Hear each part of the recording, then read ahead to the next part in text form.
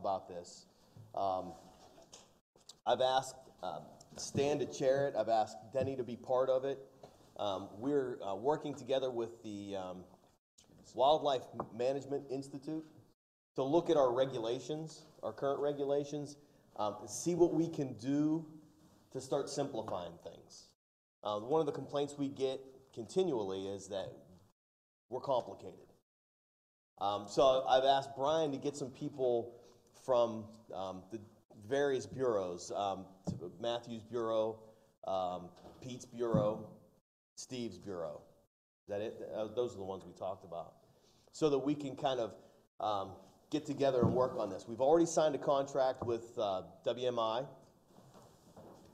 and we're just waiting, probably January. Is that when you're expecting? January, February. We'll hear back from them after they look at our regulations. They'll make some recommendations, and then the committee will kind of convene and decide what they want to bring to us to try to simplify. So that's one of the things that we're doing. What else do we want to talk about? I think that's it. All right. So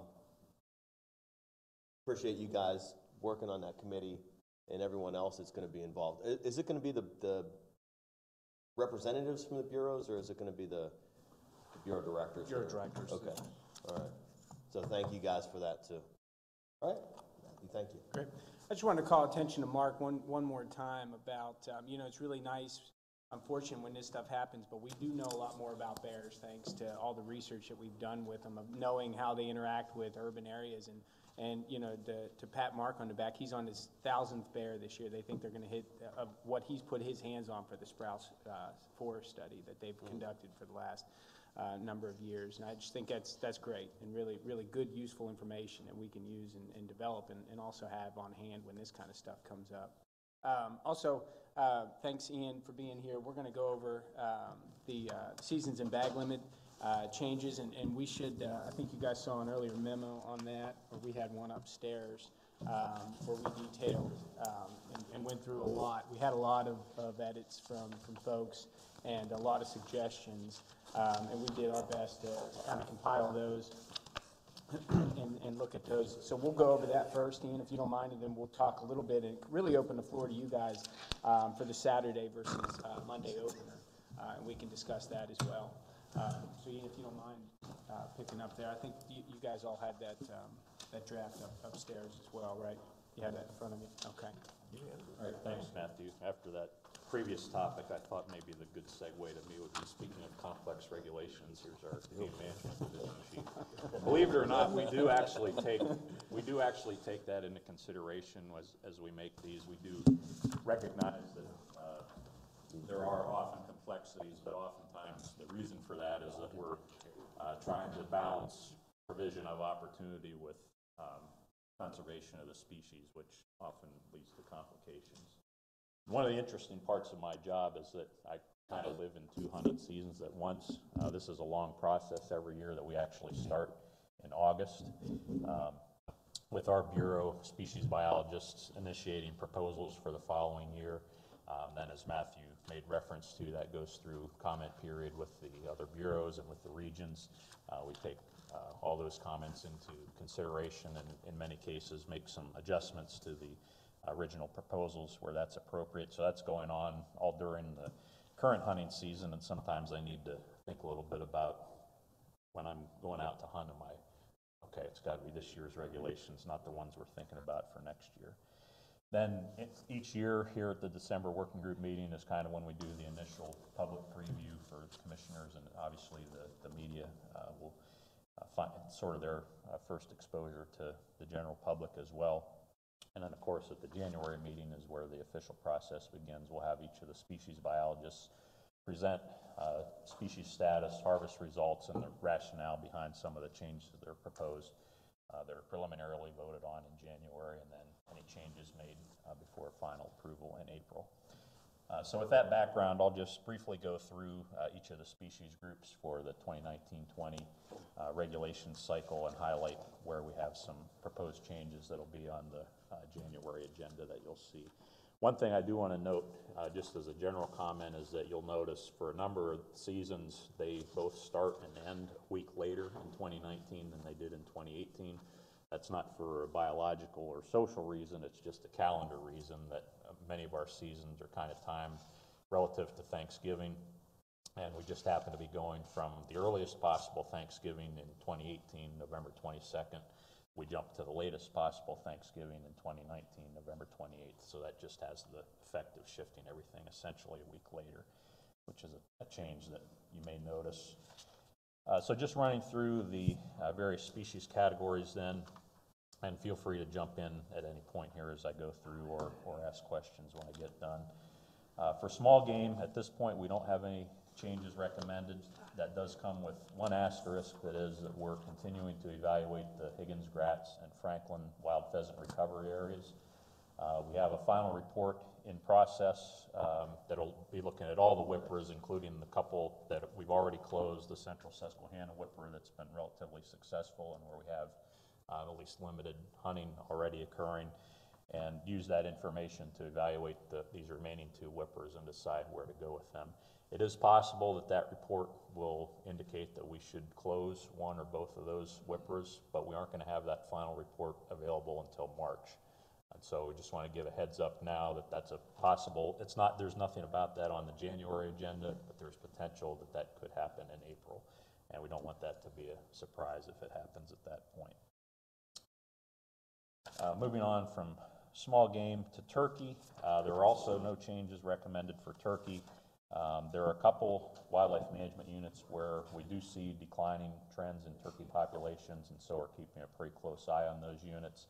But when Mary Jo just finished up the population analyses at the end of last week, and when you run all those numbers through the thresholds that we use to recommend season changes, none of those units rose to the level of recommending a season change for next year. Ian, this is one where when we were in Somerset, we had talked about not setting the fall turkey season until we had spring brood counts and whatever, but set some minimum and then allowing for expansion as we move forward.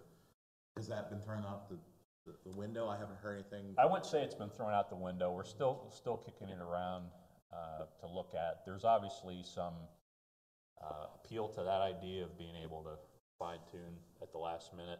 On the other hand, and we certainly know that over the long term, fall season length is going to have an impact on future turkey populations.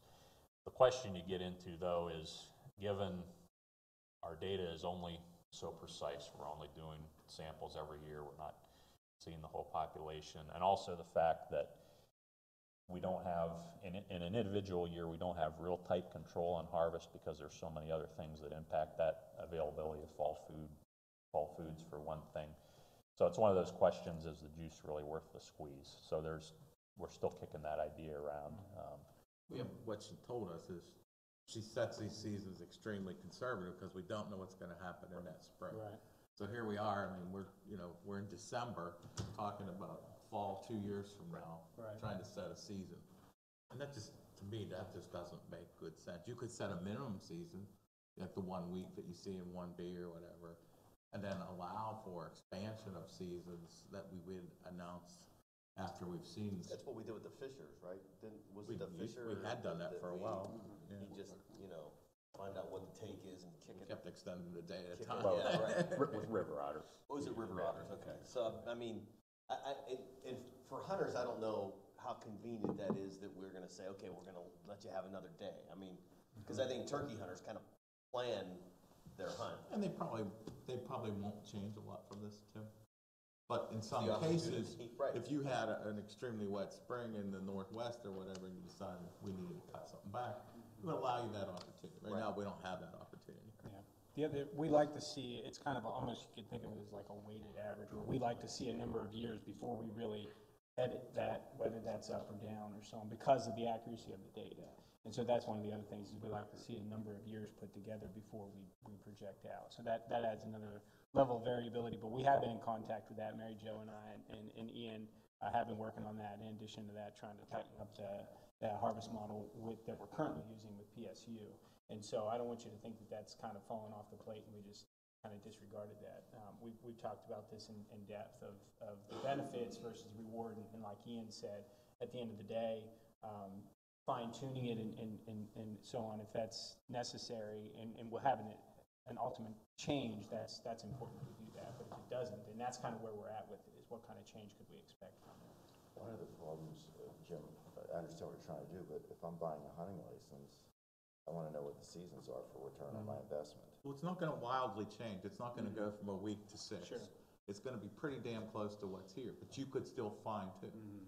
So if you're planning and you're in an area that's traditionally been 2 weeks, I Yeah, we're would not pretty talking much bet that it's gonna be 2 weeks. We're not talking about reducing, Right. we're talking Oh, about adding. expansion. Oh. Yeah. We're not talking about reducing. I thought Yeah, Well, yeah, that's why I Jim's said saying you set the basically minimum. set this minimum, Right. and then based on the data, what we give Go in, up. then it may adjust slightly. And I get the retract 3 my years worth of data, I mean, we talk about that with white-tailed deer as well, but isn't it a little bit different for turkeys just because of, the way the weather can affect the poult population? Sure, absolutely, yeah. Yeah, you get some of that, a lot more annual variability. Absolutely. That's another good example of that point we talked about of regulations complexity. That's something we could do. It would make regulations more complex, but it might add a little bit more opportunity. And those are the kind of trade-offs that we're continually, we as staff and you as the board are continually weighing. No changes for crow seasons, no changes for falconry. We don't have any changes recommended for deer seasons. I know there's been a number of topics kicked around, and we'll be discussing shortly, or the board will at least, the concept of a Saturday opener. But in terms of imminent biological needs for any changes, we don't have anything on the agenda for deer. Black bear is where we do have quite a number of changes proposed that you'll see in January. There's a lot of interest in increasing bear hunting opportunity, increasing bear harvest, at least somewhat, and there were a lot of different ideas kicked around. There's pros and cons to all of them, but what we came up with was, first of all, the archery bear season, which a couple years ago we moved into concurrent with the next to last week of deer archery season. We would move that in 2019 a couple weeks earlier to make it concurrent with the muzzleloader and special firearms deer seasons in mid-October. We would also, in terms of the muzzleloader bear season and the special firearms bear season, which are currently limited to WMUs on the periphery of the bear range, to move those statewide. So essentially then, what that combined change would do is you'd have archery, muzzleloader, and special firearms for those individuals that special firearms applies to. Throughout that week in October, if you're legally hunting deer and you have a bear license, you can harvest a bear. Also, in regard to bear seasons, there are several units that have extended firearm seasons for part of the first week of firearms deer season. In recent years, we've had a mix of some units that are 4 days, Wednesday through Saturday, and some units that are 6 days, Monday through Saturday. The proposal for 2019 would be for all those, not statewide, but for all those units that have an extended firearms bear season, to make them 6 days, Monday through Saturday. Again, a big part of that is just to simplify regulations, that if there is an extended season, you know it's Monday through Friday. You don't have to try to remember whether it comes in Monday or comes in Wednesday. Is it the first week of deer? That special firearms deer season, what, is that a week-long? No, that's, season? no, correct. It's And Thursday, it's Friday, Saturday. Thursday, It's- Friday, Saturday, Right. okay, so it does reach a weekend, Correct. all right. And And is that extended bear season, is the second week of deer firearm or the first week? first week. And it's gonna start on Monday, right, with the opener this year then? Correct, for all the, and again, it's not every unit statewide, but for those units that do have an extended season, it'll start on, the proposal is that it would start on Monday in all those units. Did you move it up a whole week now? 'Cause Yeah. it used to be the next to last week of archery that you would hunt bear. Now it looks like it's 2 weeks. It's a couple weeks earlier, yes, and one of, Why did we do that? Why didn't we make it two weeks then if we were gonna do that? yeah, well, there's several factors involved there. For one thing, by moving it to that earlier week, we're also adding a Saturday. It has been Monday through Saturday, now it'll be Saturday through Saturday with 2 Saturdays. So we're increasing opportunity and potential harvest there somewhat. Also, with the addition of the statewide muzzleloader and special firearms season, we expect some increase in harvest there. How much, we don't know. But essentially, it's a conservative approach to move it at this point, see what we get for a couple years with results. If there's room to expand back from that, we could add weeks of archery back in, but Mark particularly was a little bit concerned that if we keep the existing week, add another week plus these other seasons earlier, that we may tip the scales too far towards over-harvest. It seems like there's a lot of us are concerned just as well, that we have too many bears and we're not taking them. Right, So, exactly. you know, I mean, I understand Mark, he likes to be conservative, but in a lot of areas of the state, we got a lot of nuisance bears, we got too many bears, we got mange. Yeah. We need to harvest some bears. Right. And a longer season would be good. The one that really irks me the most is we keep worrying about this 3 days of turkey at Thanksgiving, all right? But we've got to retain that. You know, there's certain people here that think we do. Well, that one thing, it prevents a Saturday deer opener. The other is it shortens the bear season. That bear season could run that entire time. And, you know, I don't think that is came from a high in some cast stone that says we have to have those 3 days of turkey season. We're losing a lot of fall turkey hunters. We don't have a lot of fall turkey hunters, and especially those 3 days. I mean, what it prevents us from doing by keeping the 3 days is probably not worth keeping those 3 days.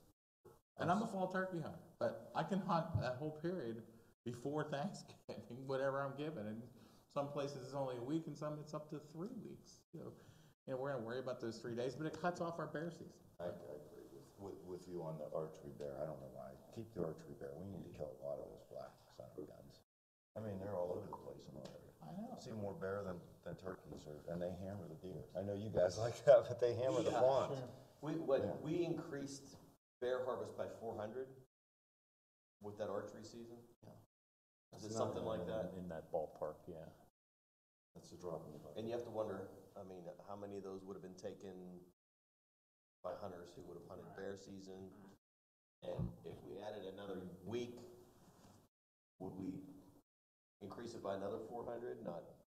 What if we did? What if we had to, at some point, cut back a I'm little with bit? you. I mean, Doing the 2F and 2G, we're overrun with them, so we don't care about the rest of the So one of the objectives Mark has is data-driven decisions, and, you know, once you give it, it's really hard to take it away, and I think that's where Mark's coming in at, is go in slow, let the data tell you what direction to go, and then, and again, the problem is that 3-year, 2-year period of time to say, okay, do we have a problem, or is that just a blip in the data, or so on? So you can make a decision to say, okay, we'll increase it a little bit, how did that do? Okay, good. And then in addition to that, you know, we've talked about the total number of changes we've made over the last couple of years for starting and closing of the bear season has been a lot. And so But we still have over 20,000 bears. I mean, we've reached and exceeded the social carrying capacity. You know, when biologists want to tell us about, you know, the biological carrying capacity, the habitat, yeah, we can hold a lot of bears. Right. But the social Social impacts impact, of having that many bears are too damn high. And I respect all your data. Here's a case in point. Nobody drives the bears anymore because the young kids don't hunt. So your data is relevant, but you're not taking that huge decline, which hopefully we can approve something to do that. Because my brother, he's built big, went to the Vineyard Gate State Game Land, second day of bear season, cut 6 bear tracks. Nobody on them, nobody in the game lands, and he's too big to move after them. And it's like an afterthought. So bears are rampant. They need hammered. I love black bears. They're beautiful, but they need hammered. I agree with you. I mean, maybe that's inappropriate. They need cut back. I like your wording, socially at an equal carrying level. So yeah, I respect biology, but we could open every season from September 1st to January 31st, everything, and you're not going to increase any kills. I mean, everywhere, and nobody hunts. So there's my statement. So I'm all for You have to be expanding very careful making a statement like we need to hammer the bear. I mean, Well, that's a statement that you're really not. We're working on biological numbers, and we're looking at and we're depending on people that we pay to come out with a number and tell us what we think we can, afford to carry. There is a social component, as we've seen in the deer population. When we lowered the deer population to a point that, people weren't seeing them, then we caught the brunt of it. We don't want to turn around and do the same thing to the bear population, where we put, I don't even know how many bear licenses we're selling right now, but there's quite a few of them. and we're putting 200,000 licenses, I'm not even sure what it is. 175,000. 170, almost 200,000 licenses right now. People are out there wanting to take bear. We're not selling those licenses because they don't have the opportunity. Now, if we remove the opportunity by harvesting too many in 1 year, then now we're gonna make 175,000 people mad. I guess the point may be to that, doing the same thing that we're doing with deer, is point people into the direction of where we have an issue, Well, that's not the thing. hammer the Do deer. we need to extend the seasons in those areas where, in the north central or the northeast, where the bear population is really, that's where we're getting the highest amount of complaints? Is that an area that we need to expand the season? And maybe not statewide, but kind of focus on those areas where we're getting all the complaints? I agree. I mean, I don't think it's a blanket solution to the bear population issue. I really don't. But there are some areas I think we need to reduce the. And that's why we have current, whether it's enough or not is a different question, but that's why we have the extended firearm seasons in some units, that's the areas where we have the biggest issues. So a lot of good discussion here. I'll kind of pass this on to Mark for his presentation in January to kind of cover in a little more detail the rationale and some of these pros and cons that we're dealing with. One other thing I will mention about moving the archery season as well as adding these seasons in October. One benefit to that is that that's a little bit closer to the time when a lot of agricultural producers are experiencing corn damage in particular. So that was one part of the rationale for moving the season a little bit earlier. That's a great move. In terms of elk, we have a couple major changes proposed, which I think you heard about. I believe it was at the August working group meeting. Jeremy Banfield was here and presented the details of the proposed addition of an archery season in September and addition of a late antlerless season in January. There is an asterisk with that too, and again, this is not a biological or social issue so much as a logistical one, and that's that with the need to add the options for permit applications and PALs, that sounds pretty simple, but it really isn't.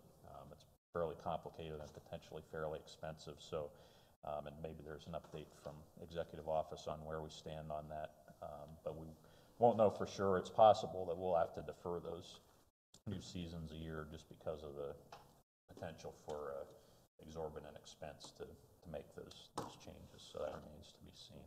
But we could still, pass the whole idea, get that all put aside, and then just logistically deal with it the following year. Because as we transition from one system to the new system, if it is within reason to add it into our old system and not have a huge overhead cost to it and effort on Deanna's part and her team, then that makes sense. But if it doesn't, then we just wait a year and then implement your decision. One of the things that I think I know I've brought up, I'm not sure if others have, but this whole idea of the proposed archery elk season, I really don't understand why we wouldn't do it for archery and flintlock. We have people come before this commission with regularity saying we keep adding opportunity for archers. We don't do the same thing for flintlock.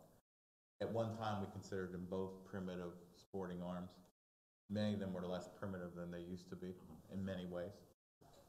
But there's no reason that you wouldn't even have to do it with inlines if you didn't want to, but you could certainly go to a flintlock and do both. I mean, why we just keep doing it for archers? I have nothing against archers, but I have nothing against flintlock hunters either. And I just don't understand why, if we think we're going to a more primitive type of a sporting arm, why wouldn't we do it for flintlock as well? I think again, go ahead. I agree with you. I mean, if you're gonna do it for the archers, why don't we do it for flintlock also? Dave Not had the a concern. We inlines, talked but- about this a little bit. I know that I spoke to Jeremy about this, and he put together some research, and he said that because muzzle loaders, even flintlocks, are more efficient, and I think he's probably going to speak to this in January, he feels that we would have to pull tags from the general allocation to move into that season, instead of just adding tags like we would with archery. The success rate plays into it when you add, the flintlock, which becomes, or even the inline, which becomes more accurate. you know, what's the possibility of increasing the number of the Because he's not expecting a pretty. But he's limiting the number of tags. In fact, I think he's not expecting saying he would have to eliminate much of a tags kill in at the all In the for the archery season. Right. Right, but if you add the muzzleloader component, he believes the success rates will go up, and therefore, we have to take some tags from the general season. I don't believe But like I said, that versus crossbows. To that in January. And a flintlock hunter has the opportunity to hunt during the regular season with that sporting arms, should they choose to do so. Well, so does an archer. An archer can hunt anytime he wants. Sure, absolutely. So again, more to come in January on that. For fur bearers, there are a few I consider fairly minor changes. For beaver, as you're all aware, we have 3 categories of WMUs with different season limits. The highest group, the season limit is 40 beavers. Then there's a group of units with a season limit of 20, and a group of units where populations and nuisance complaints are lowest, where the season limit is 5. So for 2019, the proposal would be to move two WMUs, that's 2A and 2B in southwestern Pennsylvania, from the middle to the highest season bag limit. So they'd be moving from the category with the 20 season limit to the category with the 40 season limit.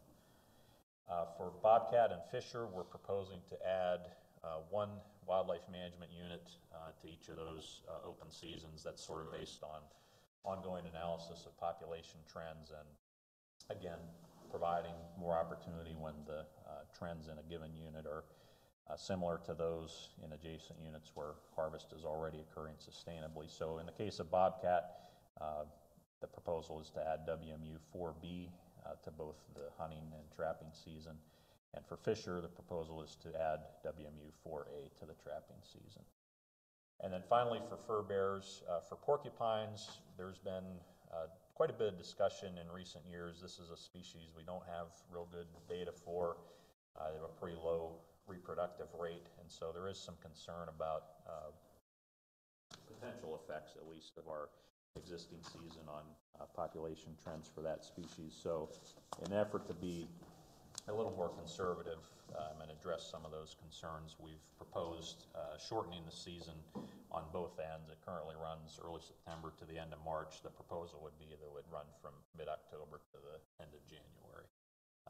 And hopefully we'll be able to, as time goes on, get improved data on that species and make sure that we're appropriately balancing opportunity with population conservation. Do people actually hunt porcupines? And if so, what do they do with them? That was my question. Well, I think most of, the I mean, I've just always heard of people just shooting them because they're a nuisance to dogs. I think most of it is incidental to other hunting. How much they get used, I'm not sure. But there is, from our game tape survey, it's several thousand harvested every year. And we've never done a hunter survey to ask, do you specifically target porcupines or do you harvest them incidentally? I think it's the latter, but we don't really have data to answer that question. Ian, you skipped over because you didn't make any changes with river otter, but I know I get a lot of requests in the Northwest to add a river otter season there. We have a lot. I mean, maybe Rich could speak to that if he gets that too, but have we looked at expanding the parts of the state where we do have a good river otter population? Yes, there's a couple things there. One part that's really hampered us this year is with Tom Hardisky passing away earlier this year. Kind of all that aquatic fur bear stuff, river otters, muskrats, and beavers is all kind of fallen on Matt Lavala, who's already got a full plate to begin with. So to be able to delve into the data in as much detail as Tom was able to do just hasn't happened. We're in the process. We're setting up interviews right now, in fact, for replacement for Tom. So that person, certainly a high priority for them will be to continue to do that analysis. But in general, I think I would say we're not too far from expanding that river otter season to additional wildlife management units. But the combination of not having a dedicated staff member to look into that, and just the fact that when it has been most recently looked into, we weren't quite there yet in terms of population density. So I think it's coming. It's not proposed for what would be the 2020 trapping season. And again, we can ask Matt that in a little more detail in January, how those evaluations are made.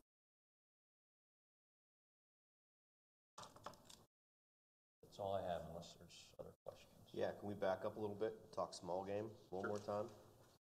So, the ongoing concern with the grouse population. And, you know, we've cut the season already. The second season has been eliminated because of the lack of grouse in Pennsylvania and the concerns that Lisa has. Maybe what we can do is have Lisa talk to us again and find out if her concerns are growing, and we need to look at putting a halt to the early grouse season. And what effects that might have on the grouse population.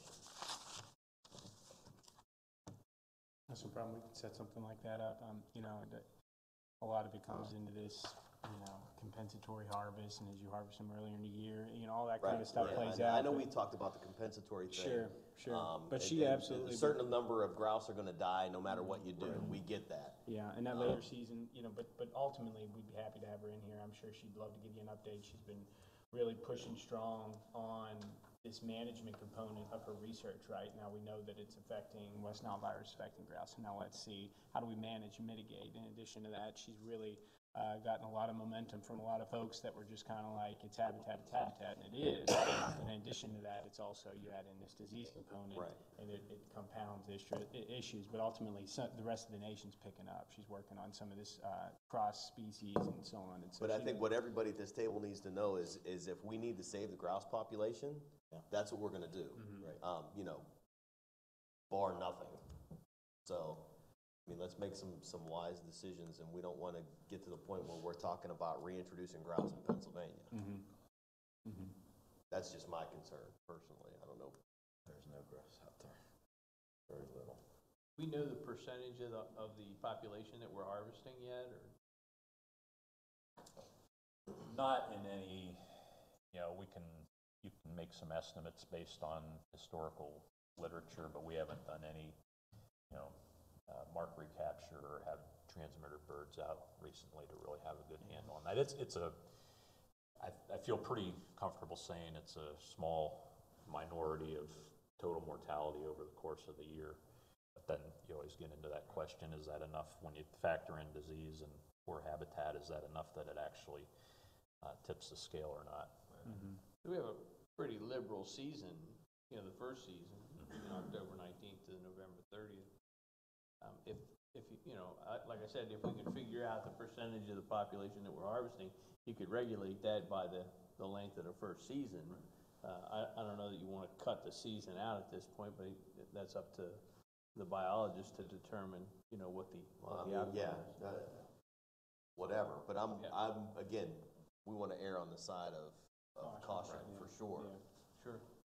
No, I agree. I just know that, you know, you don't want to see us wipe the population and go out the same thing we're doing with bobwhite quail, you know, have to go back after that. But, you know, and not saying that the cautious approach is always the best approach, but. Oh, no, I agree. Because, again, a certain number of grouse are going to die every year, whether we have a season or not. Right, exactly. Yeah. So if we're harvesting more of those that would have died for whatever reason, West Nile virus or whatever, if we're only removing that portion of the population and we're not doing any harm to the population. How do you determine that? Similar to biologically justified harvest quotas, you go out there, you estimate the density, then you say, okay, we can take 20% off the top and we'll be okay. And that kind of mentality works, especially in the private sector where you can estimate that. But for us, it'd be challenging because to get those estimates be a challenge. But I think what she would probably come back with is she's really leading the charge.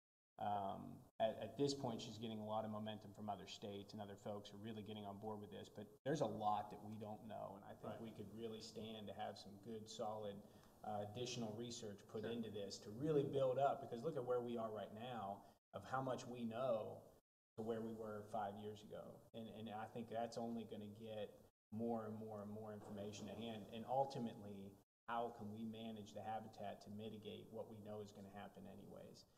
This past year, you know, we just got hammered with one of the wettest years on record. That's just, you know, case in point, you know, leaky roofs and flooding. And so that's just, you know, mosquito havens. And so we may come back into these boom and bust, which is always going to be the case with game birds. But ultimately, as we know more, we can mitigate against that. And I think that's probably our best focus moving forward is ramp up as much as we can so we can understand through research what exactly is going on. Right. I think if Lisa does come back and say we need additional protection, another thing you could look at is making the daily limit 1 versus 2. So you still have days of opportunity. That's what people want. They want to get out and hunt. I mean, a lot of them don't shoot grouse anymore because they're afraid. Right. So, you know, you could just Yeah. bring that limit down. You know, because it's interesting to that point, what we saw in other states is, especially in Texas, where you saw these decreasing bobwhite numbers. You say, okay, what's self-regulating, right? Okay, so there's less birds, the guys are going to be out there, they're going to get, you know, they're just not going to hunt as much because it won't be as fun. But the challenge is that as these populations decrease, hunter decreases as well, so that's self-regulating, but the hunters that are there are much more skilled hunters because they're the ones that have the dogs, they're the ones that have it, they're going to go come hell or high water. And so you do see an increase where a bag limit could affect that in this case. But the good grouse hunters are going to find grouse. Right.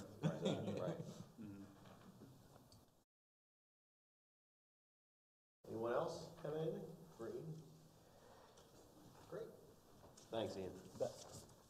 Well, we'll transition right into, so some of this stuff is we're going to open it up, and I'll ask Ian to stay up here because I think he's got a lot of good insight into this as well.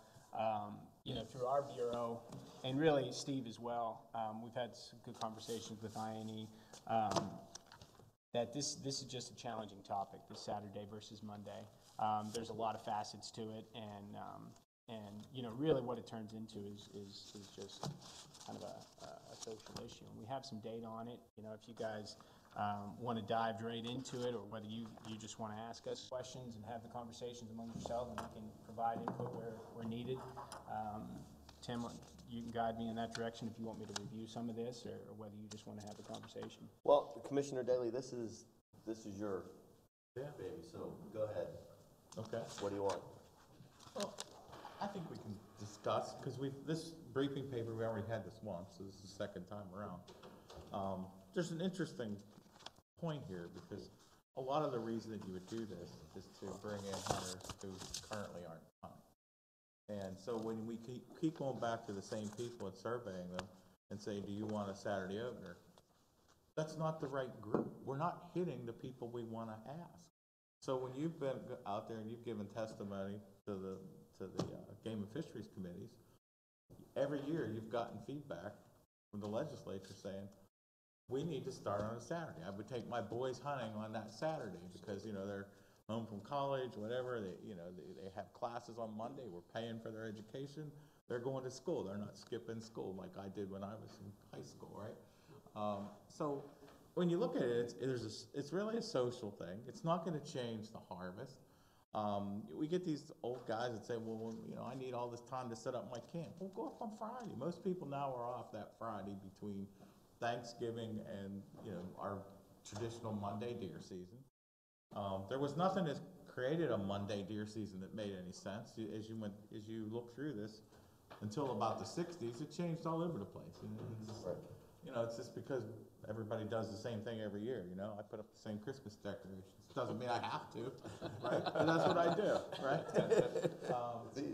So, you know, when you think about it, yes, we have gotten, and I'll admit, as a commissioner, I would say we've gotten more negative feedback from old hunters saying, it's always been Monday, don't change it.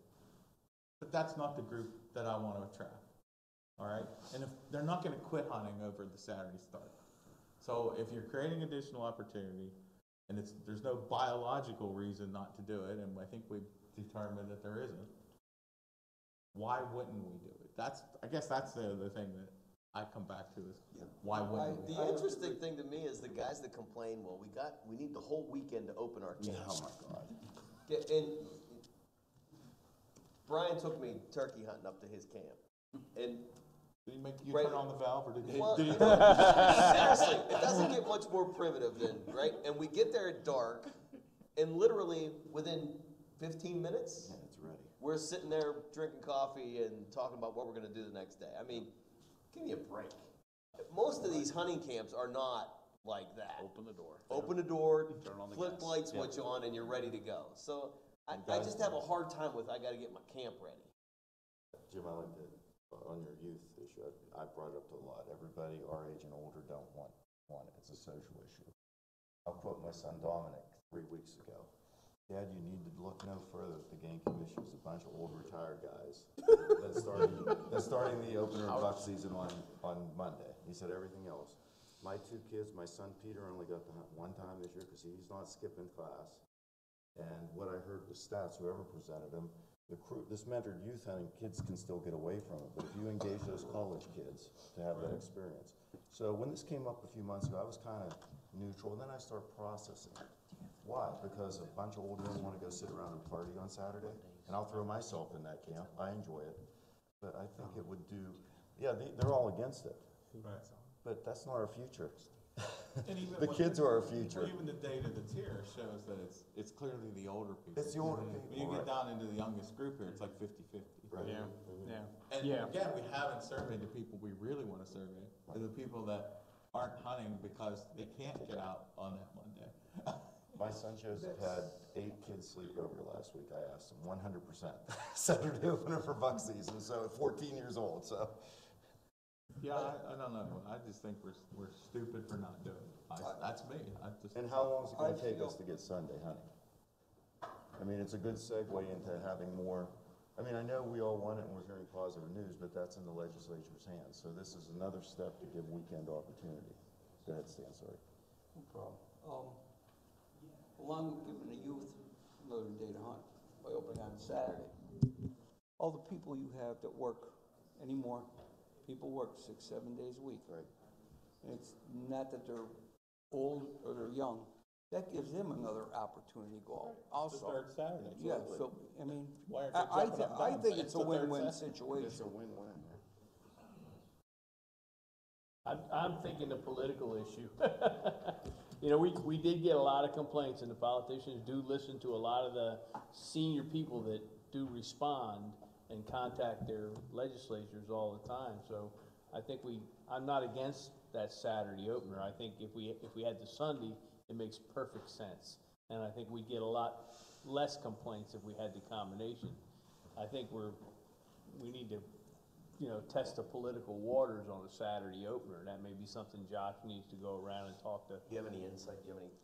Yeah, we certainly have had a lot of positive comments or recommendations that have come from members in the legislature that a Saturday opener they felt would be an asset to us. You know, Until the phone calls start coming. yeah, until the phone calls stop coming. It's interesting, you know, we talk about, do kids have off school on that Monday? And certainly in the majority of the state, most kids actually do when we completed a survey. But it's your area, Brian. We where the get schools have none done of ours. Yeah, the entire southeast, which is, you know, when you look at the southeast, that's one of the bigger draws to the north central region as far as the camp system is from the. Let me comment on that north central region. I got basketball practice canceled this year on the first. No kids hunt. They don't want to go. Yeah. The coaches all hold ball practice that day, and this year, after 3 years of fighting, I got the coach to cancel basketball practice at 2:30 in the afternoon. Yeah. So that's in DuBois, the gateway to the great outdoors. Yeah. So I can only imagine what's happening in the cities on that Monday. Yeah, So did you have the game wardens reach out to Yeah. find out? Yeah, we're still. I was wondering compiling because some- I had one text me and go, Winber, are they off? So it was the game warden in Yeah. that area, so. So that's Figured there must southeast. have been a reason. I travel all up and down the East Coast and out in a lot of them are getting away from the season opener to being off. And your area is, it's don't. schools in session, and so they're gonna have to take an illegal day off in order to go hunt. And I'm not against the We got it, Saturday Brian, opener. I just wanna make sure that we make the step, we know what direction that we're heading in, and we know that we're gonna get pushback from 50% of the population that doesn't want it. And that's the older population. Well, and You know, again, there's if no- we reach out to Josh and we have him go to the committee chairs and say, look, this is what we're thinking. Here's If the we can direction get their we're thinking about support, then I'm with you. I'll be more apt to Absolutely. vote for it if they said, we're behind you 100% on it. Yeah. You know, there's not a reasonable argument to keep it a Monday opener. Right. there really isn't a reasonable argument. You're right. There's no reasonable argument, right. other than that's the way it's been, and I don't wanna open my deer camp anywhere. Can I just add one point to Jim's point? He is absolutely right. When you look at the numbers, it's 65-35, right? But 65 is really inundated by probably 46 years and older. Right. So the point is accurate. And in addition to that, your point specifically, 26 to 45-year-olds, 55% of them want a Monday opener versus 45 versus the Saturday. So you could take that, and even that even farther. I know my dad would want a Monday, so I hung with my dad. So it's like, yeah, whatever, I don't care. Yeah. It's influenced, right. But the trick is, though, is with that age group, 26 to 45, you've got 55, 45, but that's also who we're really angling at small game. And that small game hunting would be taken away on that Saturday and possibly a Sunday if it was opener. And then we've got, I'm a big pheasant hunter. I'd buy that permit for $1 million. Not really, but I'd pay a lot. Mine's for sale, I don't know. But my point is, I'm big on that. I love that. My dad and I'm with you. I cherish that Saturday. I really do. And that's just the only. You said that's the only argument that I would come up, and whether I stand on one side or the other. That's the argument we've been hearing too, is that you're gonna take away from small game. But in the southeast region, it doesn't matter, we don't have small Season game. is so long. I mean, I'm with you. I mean, I've got money tied up in a couple dogs now, and a lot of equipment. That one day won't make or break. No, and it's really dependent on when we stock them, not Right. the length of the season. Right, absolutely, absolutely. And to Jim's point about the Christmas decorations, my wife does put new decorations up. So a radical, I mean, it is probably taboo, and I won't be using the correct wording, but why can't we keep the pheasant season open on Saturday? I mean, for myself, it's like, who cares if you're mixing with deer hunters? Because those people are gonna be walking the same fields that guys. Yeah, I don't wanna get shot by They're some not guy gonna be hunting happy. deer who thinks I'm, or get my dog shot. Well, it's just they're gonna complain because the dogs are out and they're running. Okay, I'm not a bird hunter. Because so we I have that understand. issue even in archery season. Right.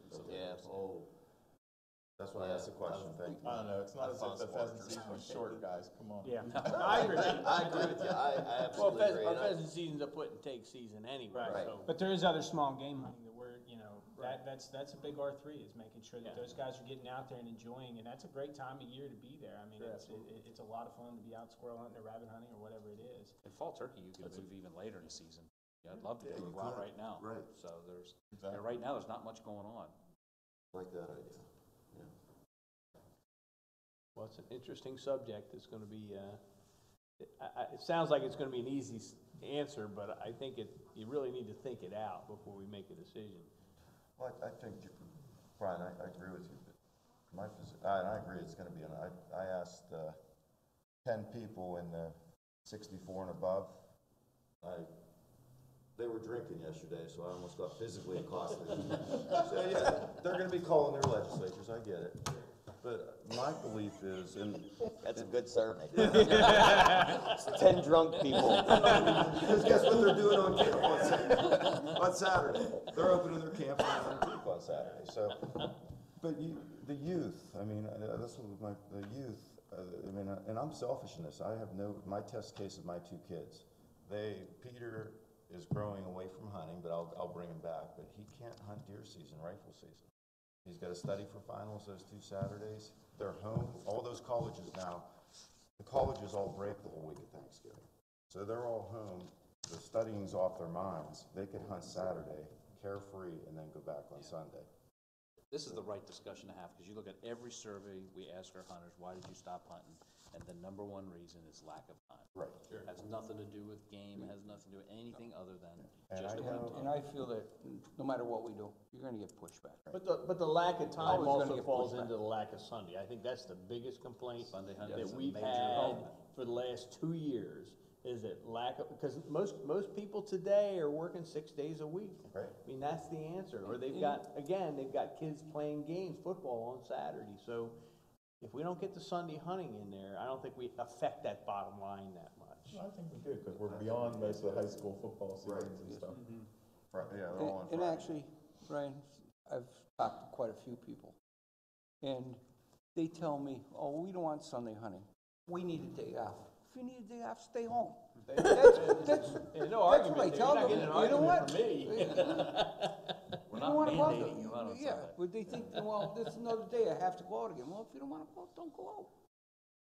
But that's the mentality of some people. We just don't want change. Right. Bring it back at the next meeting and have Josh do a little bit of work and see what kind of an answer we get from the legislative side. And if there's support in the legislative side, then there's no downside to doing it biologically. Yeah, I think one of the biggest fears is that when we change a rule, if the legislature doesn't like it, then they pass a law and then Right. we're stuck. Right. Yeah. And we don't want to get to that point. And we we don't saw- want it to be a we- law that it has to open on Monday. We saw that with the semi-automatic argument. Well, I know, but we can't picture a lot of things that they do, Right. right? I mean, really. And it only takes that one phone call. Yeah. But I would want that, any further discussion to occur before we actually set the seasons and bag limits. Because then we're now a whole nother year down the road, we're talking 2021 or something before we're. Well, and we've got that opportunity before the January meeting. Right, That we can talk about that the day before, right? So let's. Because we don't let's get it finalize done. until the April meeting anyway, Right. so. Yeah. Yeah, so we can make any proposals we want in the January meeting and. Realistically, you Yeah. think you're gonna get any kind of decision from the legislature? You know, it's gonna be a Well, it's mixed not bag the there. entire so- legislature you're going after. You're only going after the chairs of the committee because they have their hand on the pulse of what the committee's doing, so. So you're just talking about going to the committee? I would. petitioning Yeah, it. absolutely. Yeah, we just gauge their interest and have that discussion. They, just as a professional courtesy alone, you know, they need to be given a heads up about these discussions. They don't like being caught off guard like anybody else. But it did come up in when you It give the did. annual report Yeah. the last several Every time, times. yeah. Every time, so. What was they the should be on board. did they react to it then, Brian? When you Uh, brought it up before? No, you know, usually it's one person that would mention it and get some head nod, and then that's it. You know, people seem to understand that, you know, that Monday is a challenge for folks. Good discussion. Good discussion. Anything else?